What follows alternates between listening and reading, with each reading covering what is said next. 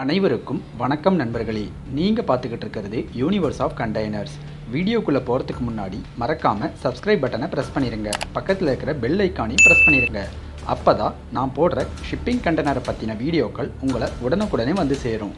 இந்த பதிவில் நாம் எதை பற்றி பார்க்க போகிறோம் அப்படின்னா, இன்னைக்கான பதிவில் இந்த ஷிப்பிங் கண்டெய்னரில் அடிக்கக்கூடிய பெயிண்ட், என்னென்ன வகையான பெயிண்ட்டு, அந்த பெயிண்ட்டோட தன்மை என்ன, அந்த பெயிண்ட்டுக்கு என்ன நேமு, அந்த நேம் கூப்பிடுறதுனால அந்த பெயிண்டில் இருக்கிற சிறப்பு வகைகள் என்ன, சிறப்பு தன்மைகள் என்ன அப்படிங்கிறத பற்றி தான் நம்ம பார்க்க போகிறோம். இப்போது இந்த மாதிரியான ஷிப்பிங் கண்டெய்னரில் பார்த்தோம்னா மொத்தமாக ஒரு 4 வகையான பெயிண்ட் அடிக்கிறாங்க. அந்த பெயிண்ட் எல்லாம் பார்த்தீங்கன்னா அந்த கண்டெய்னரில் இருக்கிற டேட்டா ஷீட்டு, இந்த மாதிரி இருக்கிற டேட்டா ஷீட்லேயே எந்தெந்த வகையான பெயிண்ட் அடிக்கிறாங்க அப்படின்ற ஃபுல் எக்ஸ்ப்ளனேஷன், ஃபுல் டீட்டெயில்ஸ் கொடுத்துருப்பாங்க. இந்த டீட்டெயில் பார்த்தீங்கன்னா இப்போ நான் உங்களுக்கு கொடுத்துருக்கிறேன். இந்த டீட்டெயில்ஸ் பார்த்தீங்கன்னா zinc rich primer, epoxy primer, அதுவும் இல்லாமல் அண்டர் சைடு அடிக்கிற பெயிண்ட்டு, அது இல்லாமல் டாப் கோட்டோட பெயிண்ட் டீட்டெயில்னு சொல்லிட்டு அந்த இன்க்ளூடிங் அந்த பெயிண்ட்டோட கிரேடு முதல் கொண்டு நமக்கு கொடுத்துருப்பாங்க. இந்த ஷிப்பிங் கண்டெய்னரில் அடிக்கிற பெயிண்ட்டோட நேம் என்ன அப்படின்னு பார்த்தோம்னா ஜிங்க் ரிச் ப்ரைமர். இந்த zinc rich primer zinc metal கலந்துருக்கிற பெயிண்ட் தான் இந்த ஜிங்க் ரிச் ப்ரைமர். இது பார்த்தீங்கன்னா ஒரு 30 மைக்ரான் அளவுக்கு அடிப்பாங்க. இந்த ஜிங்க் ரிச் ப்ரைமர் மார்க்கெட்டில் இருக்கிற எல்லா கம்பெனியில் இருக்கிற பெயிண்டோட பாக்ஸும் பார்த்தீங்கன்னா இது போல தான் இருக்கும். மேபி அதோட கலர்ஸ், அவுட் பாக்ஸ் கலர் மாறி இருக்கலாம், நேம் மாறி இருக்கலாம். ஆனால் main name zinc rich primer அப்படின்னு தான் இருக்கும். இந்த ஜிங்க் ரிச் ப்ரைமரில் இந்த பெயிண்டில் எத்தனை பர்சன்டேஜ் ஆஃப் ஜிங்க் மிக்ஸ் பண்ணியிருக்கு, எத்தனை பர்சன்டேஜ் ஆஃப் ஜிங்க் கண்டென்ட் உள்ளே இருக்குது அப்படிங்கிறத மென்ஷன் பண்ணியிருப்பாங்க. அதே போல் இந்த ஜிங்க் ரிச் பெயிண்ட்டை நம்ம டைரெக்டாக கண்டெய்னரில் அடிக்க முடியாது.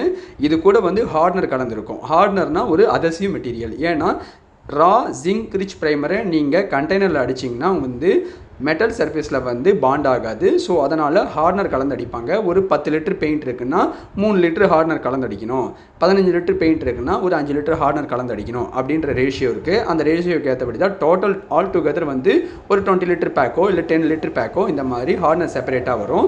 இதுக்கு அடுத்ததாக ரெண்டாவதாக அடிக்கிற பெயிண்டோட நேம் என்னன்னு பார்த்தோம்னா ஜிங்க் பாஸ்பேட் ப்ரைமர். இந்த ஜிங்க் பாஸ்பேட் ப்ரைமரும் பார்த்தீங்கன்னா அதே போல் தான் பெயிண்ட் ஒரு 10 லிட்டரோ ஹார்னர் ஒரு 3 லிட்டரோ இருக்கும், இல்லை பெயிண்ட் ஒரு 15 லிட்டரோ ஹார்னர் ஒரு 5 லிட்டரோ இருக்கும்.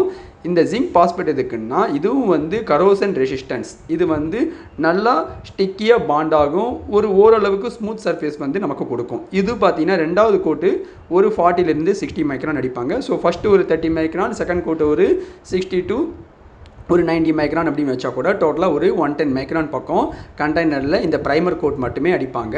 இப்போ இதில் பார்த்தீங்கன்னா உங்களுக்கு பெயிண்ட்டு ப்ளஸ் கேட்டலிஸ்ட் இருக்குதுன்னு தெரியும். அதாவது பெயிண்ட்டு ப்ளஸ் ஹார்ட்னர், இதை தான் நான் சொல்ல வந்தேன். ஸோ இந்த ரெண்டு கலந்து அடிப்பாங்க. அந்த பெயிண்ட்லேயே அதோட மிக்சிங் ரேஷியோ என்ன அப்படின்னு சொல்லி கொடுத்துப்பாங்க. ஸோ இந்த ரெண்டு ஃபஸ்ட்டு கோட்டும் அடிப்பாங்க. கண்டெய்னரோட மெட்டல் சர்ஃபேஸில் பார்த்தோம்னா இந்த 2 கோட் பெயிண்ட்டு ஃபஸ்ட்டு அடிப்பாங்க. இதுக்கு பேர் தான் ப்ரைமர் கோட்டிங். இந்த டிராயிங்கில் இருக்கிற டீட்டெயில்ஸ் பார்த்தீங்கன்னா உங்களுக்கு தெளிவாக தெரியும். அதாவது கீழே ஷீட்டு, இந்த ஷீட்டுக்கு மேலே சர்ஃபேஸ் ப்ரிப்பரேஷன் பண்ணதுக்கப்புறம் ஜிங்க் ரிச் ப்ரைமர் நம்ம அடிக்கும் பொழுது இந்த zinc rich primer high content of zinc இருக்கும். இந்த ஜிங்க் மெட்டல் சர்ஃபேஸோட ரஃப் சர்ஃபேஸில் இந்த ஜிங்க்கும் ரஃபாக தான் இருக்கும். ரெண்டும் 100% பாண்ட் ஆகி ஒன்றா ஸ்டிக் ஆகிக்கும். ஓகேங்களா? ஸோ அப்படி ஸ்டிக் ஆகும் பொழுது இயல்பாக ஸ்டீல் கரோஷனே ஆகாது. அதுக்கு மேலே செகண்ட் கோட் அதாவது ஜிங்க் பாஸ்பேட், இந்த எபாக்சி ப்ரைமர் அடிப்பாங்க. அந்த எபாக்சி ப்ரைமர் பார்த்திங்கன்னா நமக்கு ஒரு க்ளூ மாதிரி, அதாவது ஃபுல் சர்ஃபேஸில், ரஃப் சர்ஃபேஸில் ஜிங்க் அடித்ததுக்கப்புறம் இருக்கிற ரஃப் சர்ஃபேஸில் ஓரளவுக்கு ஒரு மேட் ஃபினிஷிங் வந்துடும். அந்த ஜிங்க் பாஸ்பேட் ப்ரைமர் அந்த வேலை தான் பண்ணுது. அதே போல் ஜிங்க் பாஸ்பேட் கரோசன் ரெசிஸ்டன்ஸ், அதாவது நமக்கு வெளியிருந்து கரோஷன் வரதை ஃபஸ்ட்டு ப்ரொடெக்ட் பண்ணுற லேயர் என்னென்னு பார்த்தோம்னா இந்த ஜிங்க் பாஸ்பேட் தான். இப்போது இந்த இமேஜில் பார்த்தீங்கன்னா உங்களுக்கு தெளிவாக தெரியும். அதாவது ஜிங்க் ரிச் ப்ரைமரு, அதுக்கப்புறம் பாஸ்பேட்டு, அதுக்கு மேலே டாப் கோட் இருக்கிற மாதிரி காட்டியிருப்பாங்க. அதாவது இந்த பெயிண்ட் அட்மாஸ்பியரோட எப்படி ரியாக்ட் ஆகி இந்த கரோஷனை எதிர்த்து போராடுது அப்படிங்கிறத பற்றி தான் இந்த இமேஜில் நான் காட்டியிருக்கிறேன். ஸோ இந்த கண்டெய்னரில் அடிக்கிற பெயிண்ட்டோட ப்ராப்பர்ட்டிஸ் இதுதான். இதனால தான் கண்டெய்னர்ஸ் பெயிண்ட் அடிக்கிறது ரொம்ப ரொம்ப முக்கியமான ப்ராசஸ். இதனால் மட்டும்தான் கண்டெய்னர் 15 to 20 வருஷம் கரோஷன் ஆகாமல், துருபிடிச்சி ஓட்டையாகி தண்ணி வராமல் இந்த பெயிண்ட்டு தான் முக்கியமான ஒரு பங்காற்றுது. அது என்னதான் காட்டன் ஸ்டீலாக இருந்தாலுமே இந்த surface preparation and painting, correct amount of painting, correct selection of painting மட்டும்தான் வந்து இந்த கண்டெய்னரை வந்து துருப்பிடிக்கிறதுலேருந்து பாதுகாக்குது. இப்போது அடுத்ததாக இந்த கண்டெய்னருக்கு அடியில், அதாவது கண்டெய்னரோட அண்டர் சர்ஃபேஸில் அடிக்கிற பெயிண்ட் என்ன அப்படிங்கிறத பார்த்தலாம். அதாவது கண்டெய்னருக்கு ஃப்ளோர் போர்டுக்கு உள்ள, கண்டெய்னர் இன்டீரியர் இல்லைங்க, கண்டெய்னருக்கு அடியில் கிராஸ் மெம்பர் ப்ளஸ் இந்த ஃப்ளோர் போர்டோட அண்டர் சைடு வந்து என்ன வகையான பெயிண்ட் அடிக்கிறாங்க, அதோட தன்மை என்ன அப்படிங்கிறத பற்றியும் பார்த்துடலாம்.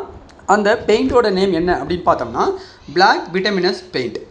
இப்போ நீங்கள் இந்த வீடியோவில் பார்க்குறீங்க இல்லைங்களா, அதாவது பிளாக் பிட்டமினஸ் பெயிண்ட். இதில் பார்த்தீங்கன்னா economical water proof coating for metal, would and concrete அப்படின்னு சொல்லி போட்டிருக்கு. இது பார்த்தீங்கன்னா வாட்டர் ரெசிஸ்டன்ஸு, அதுக்கப்புறம் இந்த உப்பு தண்ணினால் ஏற்படக்கூடிய அரிப்பு, அதுவும் இல்லாமல் ஃபங்கஸ்.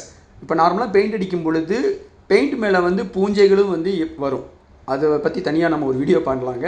ஸோ இந்த 3 விதமான பெயிண்டில் ஏற்படக்கூடிய சில பிரச்சனைகள் வராமல் இந்த பெயிண்ட்டு 100% வந்து கண்டிப்பாக ஒரு பாதுகாப்பு கொடுக்கும். அதுக்காக தான் வந்து இந்த பெயிண்ட்டை வந்து எஸ்பெஷலி வந்து அண்டர் சைடு வந்து யூஸ் பண்ணுறாங்க. இந்த பெயிண்ட் வந்து ஆக்சுவலாக என்ன வகையான மெட்டீரியல் அப்படின்னு பார்த்தோம்னா சிம்பிள், நம்ம ரோடு போடும் பொழுது ஒரு பெயிண்ட் மாதிரி ஒன்று அடிப்பாங்க பார்த்தீங்களா, ஆயில் மாதிரி ஒன்று ஊற்றுவாங்கல்ல, அதே தான். அதாவது தார் பெயிண்ட் தான் இது. தாரோட டைலூட் பெயிண்ட் தான்.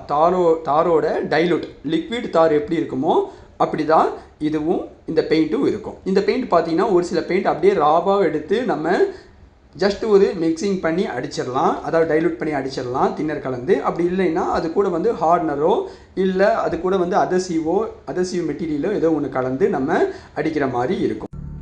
இதுபோல் மேலும் பல ஷிப்பிங் கண்டெய்னர்களை பற்றின சுவாரஸ்யமான தகவல்களை தெரிஞ்சுக்கணுன்னா சப்ஸ்கிரைப் பண்ணுங்கள், லைக் பண்ணுங்கள், ஷேர் பண்ணுங்கள், மறக்காமல் கமெண்ட் பண்ணுங்கள். நன்றி, வணக்கம்.